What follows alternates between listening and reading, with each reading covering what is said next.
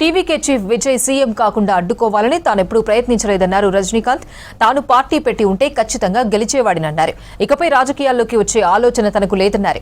ఓడిపోయాక స్టాలిన్ను స్నేహపూర్వకంగానే కలిశానని చెప్పారు. కమల్ హాసన్ సీఎం అయితే మాత్రం తాను అసూయపడతానని సెటైర్ వేశారు. రజనీ కామెంట్స్ కు తనదైన స్టైల్లో రిప్లై ఇచ్చారు కమల్ హాసన్.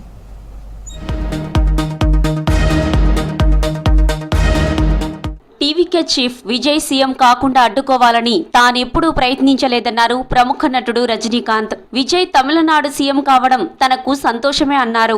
విజయ్ ని సీఎం కాకుండా అడ్డుకున్నారని తనపై ట్రోలింగ్ జరిగిందని చెప్పారు. తాను పార్టీ పెట్టి ఉంటే ఖచ్చితంగా గెలిచేవాడినన్నారు. ఇకపై రాజకీయాల్లోకి వచ్చే ఆలోచన తనకు లేదన్నారు రజనీకాంత్. ஸ்டாலின் சார் அவர்களே என்னுடைய 38-40 ஆண்டு நண்பர். எங்களுடைய நட்பு கொள்கைகள் அரசியலுக்கு அப்பாற்பட்டது. ஜனநாயகத்தில் தோல்வி வெற்றி சகஜம். இருந்தாலும் ஸ்டாலின் அவர்கள் அந்த கொடுத்தூரில் தோத்தது எனக்கு கொஞ்சம் சங்கடமாக இருந்தது.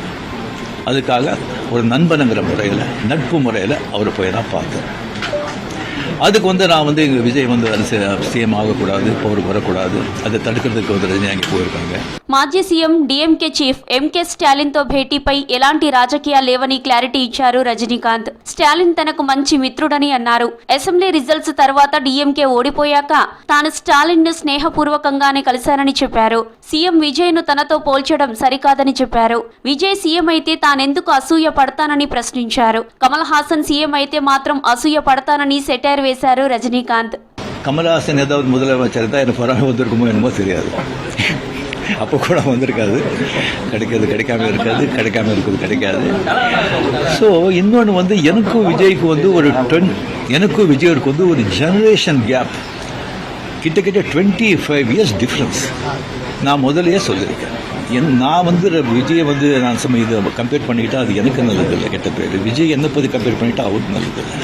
చిన్న వయసులో వాడు బాధించారు. రజనీకాంత్ కామెంట్స్ పై తనదైన స్టైల్లో స్పందించారు ప్రముఖ నటుడు ఎంపీ కమల్ హాసన్. సినిమాల్లోనే రజనీకాంత్ తో తాను పోటీ పడతానన్నారు. తమ మధ్య ఎలాంటి అసూయ, ద్వేషం లేదన్నారు. 20 ఏళ్ల వయసులోనే తాము ఒకరిపై ఒకరు ఎలాంటి విమర్శలు చేసుకోకూడదని నిర్ణయించుకున్నామని చెప్పారు.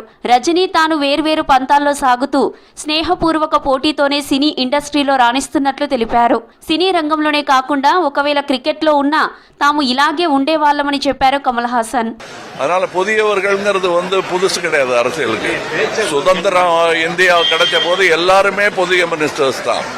அதனால புதியவர்களை நம்ம கம்மியாகவும் எடை போட வேண்டாம், ரொம்பவும் எதிர்பார்க்க கூடாது.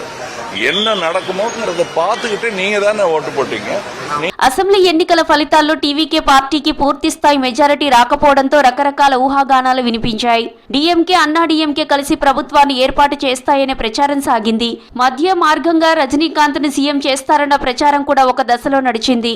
అదే సమయంలో స్టాలిన్, రజనీకాంత్ భేటీ కావడం ఊహాగానాలకు మరింత హైప్ క్రియేట్ చేసింది. విజయ్ ను సీఎం కాకుండా అడ్డుకుంటున్నారని రజనీపై ఆరోపణలు వచ్చాయి. తనపై అనేక ఆరోపణలు వస్తున్నాయి కాబట్టే స్పందించారని క్లారిటీ ఇచ్చారు రజనీకాంత్. ఒకవేళ స్పందించకపోతే తనపై వచ్చిన ఆరోపణలన్నీ అందరూ నిజమే అనుకుంటారని తాను మీడియా ముందుకు వచ్చానని చెప్పారు రజనీకాంత్.